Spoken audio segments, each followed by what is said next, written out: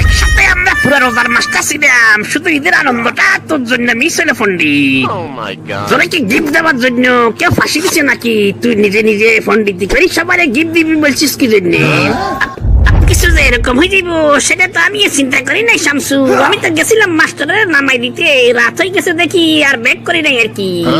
তো চাচাও আমারে ফাইয়া 10 জনের কাম করা নিছে। আমি তো চাচার কোনো দোষ দেখি না এখানে। এরকম ফিরি ফিরি লোক ফাইলে কে না কাজ করাইব। আরো 2-1 দিন থাকলে চাচার তো মেলা উপকার হইতো। গ্রামে আজকাল লোক পাওয়া যায় কম কামের জন্য। লবণ সেটা দিও না পন্ডিত। 2 দিন মাঠে কাজ করি, এমনি অবস্থা খারাপ আমার। কি শুরু করলি তোরা? পন্ডিত যে আমগো মধ্যে আসছে, এটাই তো মেলা আনন্দের জিনিস। একসাথে ঈদ করতে পারি নাই, তাতে কি ফুটানি বংশের লোক।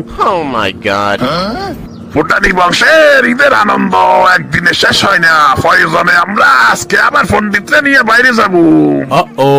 বাইরে আনবো ঘুরা ফিরা, আর খাওয়া দাওয়ায় যে টাকা আসে সেটা পন্ডিত দিয়ে দিব। আমরাও একসাথে ঈদের আনন্দটা করে ফেলবো। আমি যে আগে পন্ডিতের থেকে খাইছি, এটা খাওয়া যাবে না কাউরে। শেফালি আবার বিড়বিড় করে কি বলতেছো তুমি?